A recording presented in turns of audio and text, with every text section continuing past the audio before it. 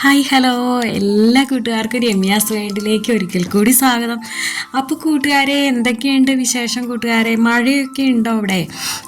ഇവിടെ മഴയൊക്കെ തീരെ കുറവാണ് കേട്ടോ കൂട്ടുകാരെ. പിന്നെ എന്തായി വിഷു ഒരുക്കങ്ങളൊക്കെ എവിടം വരെയായി? കൂട്ടുകാരെല്ലാവരും സുഖമായിട്ടിരിക്കുന്നു എന്ന് വിശ്വസിക്കുന്നു കേട്ടോ. അപ്പോഴേ ഈ വിഷുവിന് കോവയ്ക്ക വെച്ചിട്ട് ഉണ്ടാക്കാൻ പറ്റിയ ഒരു അടിപൊളി റെസിപ്പിയാണ് കേട്ടോ കൂട്ടുകാരെ കാണിക്കുന്നത്. സ്കിപ്പ് ചെയ്യാതെ തന്നെ കണ്ടോളൂ കേട്ടോ. അപ്പോൾ ഇന്ന് നമ്മുടെ വീട്ടിൽ നിന്ന് വിളവെടുത്ത കോവയ്ക്കയാണ് കേട്ടോ കൂട്ടുകാരെ ഇത്.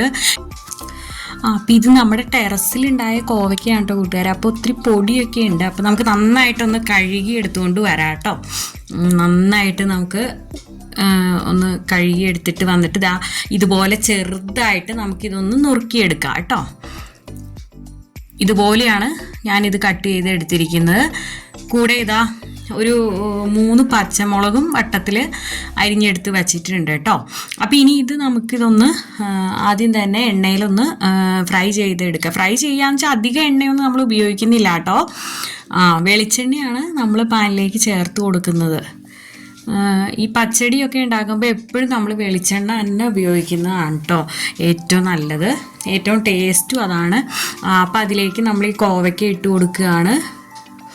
എന്നിട്ട് നമുക്ക് ലോ ഫ്ലെയിമിലും മീഡിയം ഫ്ലെയിമിലൊക്കെ വെച്ചിട്ട് നമുക്കിങ്ങനെ ഒന്ന് ഇളക്കിയൊക്കെ കൊടുത്ത് നമുക്കിതൊന്ന് മൂപ്പിച്ചെടുക്കണം കേട്ടോ.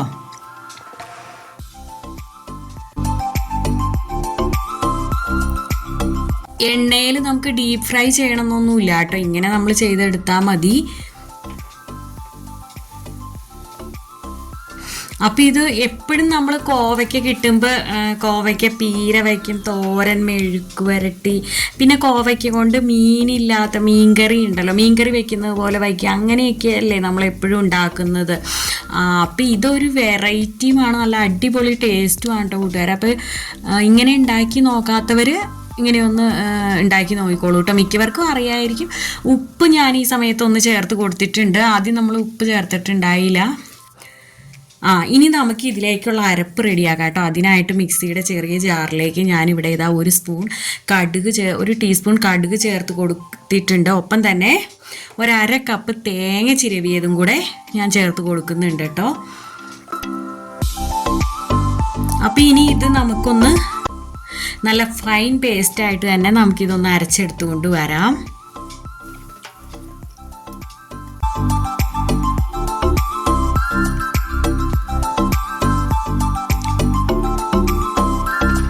ഈ ഒരു പരുവത്തിലാണ് കേട്ടോ കൂട്ടുകാരെ ഞാനിവിടെ അരച്ചെടുത്തിരിക്കുന്നത്. നമുക്ക് ഇതിവിടെ മാറ്റി വയ്ക്കാം. കോവയ്ക്ക ഒന്നുകൂടെ മൂക്കാനുണ്ട് കേട്ടോ കൂട്ടുകാരെ, ഫ്രൈ ആയി വരട്ടെ.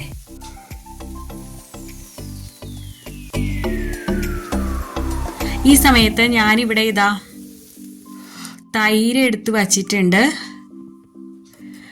അപ്പം അത് ജസ്റ്റ് ഒന്ന് നമുക്ക് വിസ്ക് വെച്ചൊന്ന് ഉടച്ചെടുക്കാം കേട്ടോ.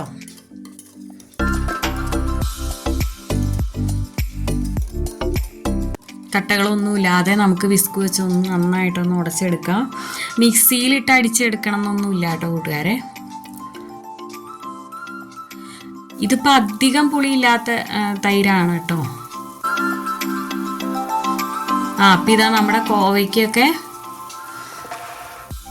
നന്നായി വാടി വന്നിട്ടുണ്ട് കേട്ടോ.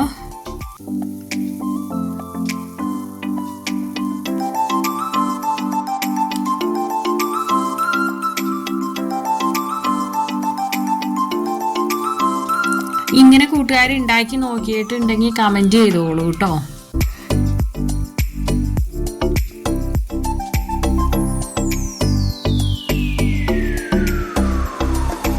ഇനി നമ്മൾ അരച്ചെടുത്ത അരപ്പുണ്ടല്ലോ, അത് നമ്മൾ ഒരു ബൗളിലേക്ക് ഇട്ട് കൊടുക്കുകയാണ് കേട്ടോ. അതായത് തേങ്ങയും കടുകും നമ്മൾ അരച്ചെടുത്തതുണ്ടല്ലോ, അത് ഞാനൊരു ബൗളിലേക്ക് ഇട്ട് കൊടുക്കുന്നുണ്ട്. അതിലേക്ക് നമ്മുടെ കോവയ്ക്ക ഫ്രൈ ചെയ്ത് വെച്ചത് അത് ഞാൻ ഇതിലേക്ക് ഇട്ട് കൊടുക്കുകയാണ്.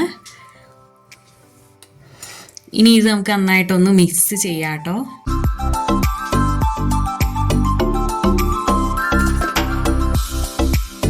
കൂട്ടുകാർക്ക് മനസ്സിലായില്ലേ? വളരെ സിമ്പിളായിട്ടുള്ള ഒരു കറിയാണ്, എന്നാൽ നല്ല ടേസ്റ്റുമാണ് കേട്ടോ കൂട്ടുകാർ.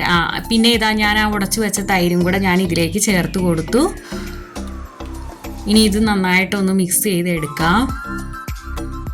ലാസ്റ്റായിട്ട് ഇനിയിപ്പോൾ ഒരു താളിപ്പും കൂടി ഉള്ളൂ കേട്ടോ കൂട്ടുകാരെ.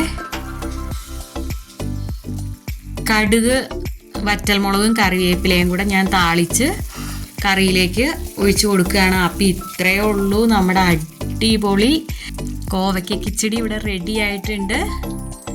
അപ്പോൾ ഈ വിഷുവിന് കൂട്ടുകാരെ ഉറപ്പായിട്ട് ഇതൊന്ന് പരീക്ഷിച്ച് നോക്കിക്കോളൂ കേട്ടോ. അടിപൊളിയാണ്, ഒന്നും പറയാനില്ല, കിടുക്കാച്ചി ഒരു റെസിപ്പിയാണ്. അപ്പം എൻ്റെ എല്ലാ കൂട്ടുകാർക്കും അഡ്വാൻസ് വിഷു ആശംസകൾ കേട്ടോ.